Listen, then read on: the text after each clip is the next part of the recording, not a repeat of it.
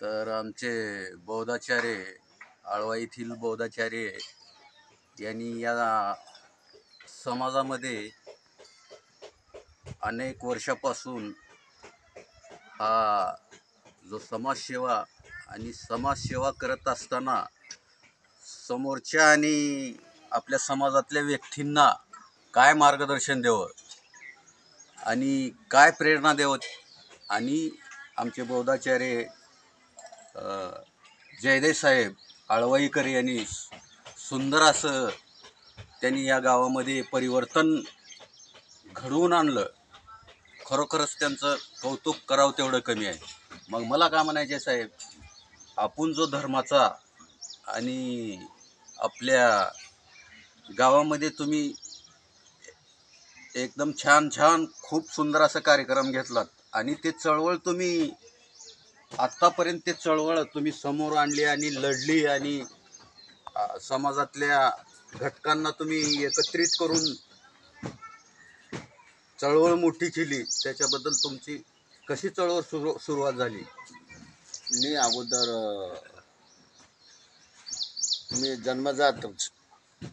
जन्मजातच मी म्हणजे मला 5-6 वर्षाच्या ह्याच्यामध्ये मी 5-6 वर्षाचा होतो. बाबासाहेबाच्या विचाराचे बाबासाहेबाचा आवाज येत होता. बाबासाहेबाच्या विषयी लोक बोलत होते. बाबासाहेबाच्या विषयी लोक सांगत होते. त्या सांगण्यामधून बोलण्यामधून काही कार्यक्रम आम्ही पहिले हिंदू धर्मामध्ये कार्यक्रम केलं म्हणजे काय गुरुकिल्ली. आम्ही काही सद्गुरू लोकांच्या सोबतमध्ये राहिलं, सुफी संतांच्या सोबत बी राहिले. आणि गुरु म्हणजे काय आहे, सर्वाला गुरुकिल्ली म्हणजे सर्व आपल्या निसर्ग नियमावरच सांगणारे आहेत ते आणि निसर्गाच्या बारेमध्येच सांगणार आहेत. निसर्ग जसा आहे तसा आपण आपण जसे आहोत तसं निसर्ग आहे असं हे गुरुचा उपदेश होता. ते ऐकून आम्हाला फारच आनंद व्हायचा. आणि मग पुढे चालत चालत आम्हाला थोडं गरमी हिंदू धर्माची लागली. कारण का छुवाछूत हे शिवाशिवीचा हवा लागली. त्याच्यामुळे आम्ही काय हिंदू धर्मातून जे काही आम्ही त्या काळामध्ये मी कमस कम 250-300 भारूड पाडत होते. एक 550 अभंग पाडत होते मला. आणि मी चांगलं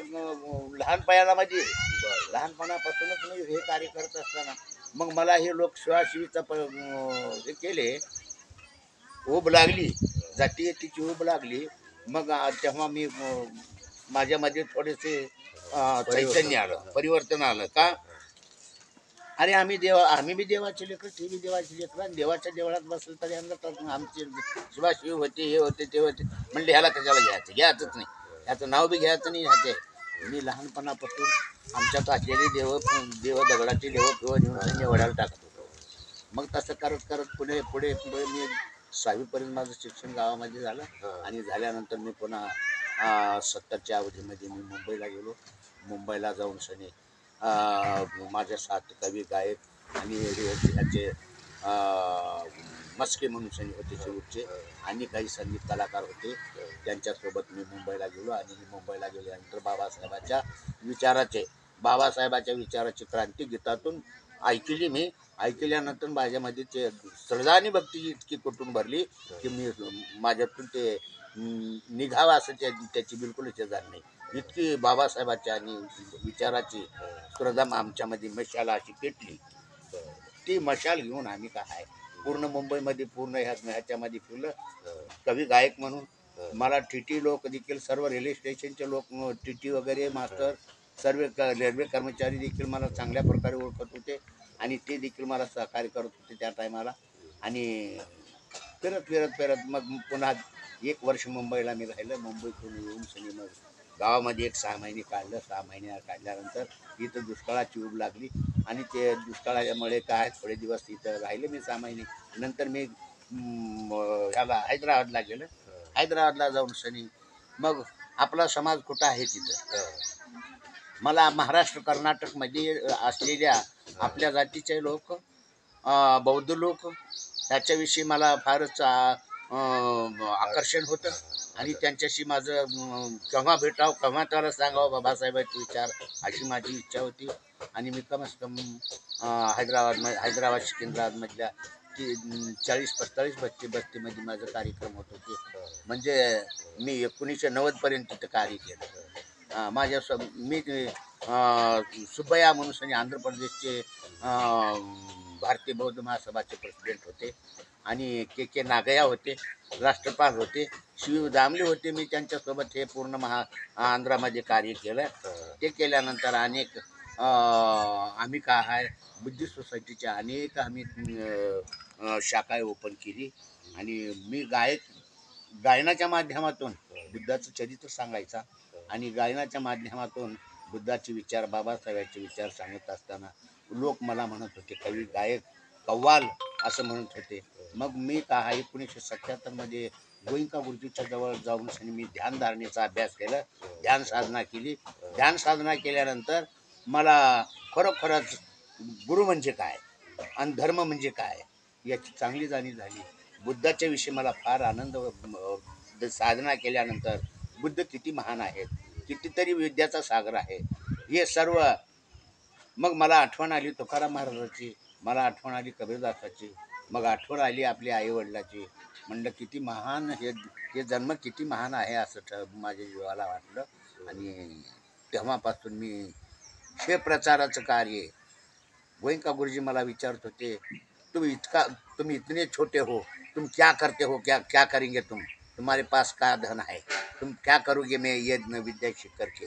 मैंने गुरुजी को कहा गुरुजी मैं तुम्हारे वचन का पालन करूँगा, मैं धर्म का प्रचार प्रसार करूँगा, जीवन भर मैं धर्म का प्रचार प्रसार करूँगा.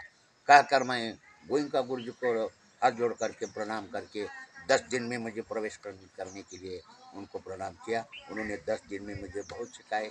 जो पहले वो 10 दिन में जो साधना किए उसी में मुझे बहुत ही मैं वो साधना का लाभ मुझे इतना हो गया कि मैं कम से कम 12 साल तक सोया नहीं, ऐसा मुझे हो गया. और उस साधना के बल पर मैं पूरा महाराष्ट्र कर्नाटक आंध्रा में निरंतर फिरते रहा. बाबा साहब के विचारों का, बुद्ध के ज्ञान का मैं प्रचार प्रसार करते रहा. और आळवाई ग्राम में आकर भी 1990 में आळवाई ग्राम में आए और इधर में वर्षवास 3 महीने का वर्षवास करते रहे. और मेरे संपर्क में आंध्रा के, कर्नाटक, महाराष्ट्र के भिक्षु लोगों का भी संबंध हुआ है. और इधर में मैं वर्षवास के कार्यक्रम में करते करते हमारे समाज के थोड़ी से घर है. आळवाई ग्राम में 20 घर है. 20 घर में कोई ऐसा बुजुर्ग आदमी नहीं है, सब छोटे छोटे 25-30 की उम्र के बच्चे लोग हैं. उसमें से मैं कम से कम घर से एक आदमी को मैं श्रामणेर बनाया. मैं खुद अपना खर्च डाल करके भदंत धमानंद महास्तवीर के पास आंदूर में 15 लोगों को मैंने घर घर से एक एक श्रामणेर बनाया और धर्म की ज्योति घर घर में जलाने के लिए करा. उसके साथ में हमारा बेटा भी रहा. अनेक लोगों को ऐसे कम से कम 150 लोगों को हमने श्रामणेर बनाए हैं. और उपासक तो बहुत ही है और बौद्ध आचार्य भी उपासक ये वो सब ऐसे बहुत लोग चाहने वाले हैं. और मैंने जो भी कुछ बुद्ध का ज्ञान हो अपनी सभी प्रज्ञा से दिया है. मैंने अनुभव के बिना मैं किसी को ज्ञान नहीं दिया. ठीक है. ऐसा बुद्ध धर्म पर श्रद्धा जागी. और मैं मेरा बच्चे ये जो जीवन है मैं जीवन भर बुद्ध धम्म संघ को समर्पित किया है. और मैं जीवन भर अभी तक मैं अगले समय में भी मैं धर्म का प्रचार प्रसार करके अपना अंतिम जीवन यात्रा उसी में धम्म में रहेगी मेरी. ठीक आहे. बौद्धाचार्य साहेब, बौद्धाचार्य साहेब आळवाईकर यांच्या गावी मी आलेलो आहे आणि त्या गावामध्ये एक छोटासा कार्यक्रम आम्ही सादर केला.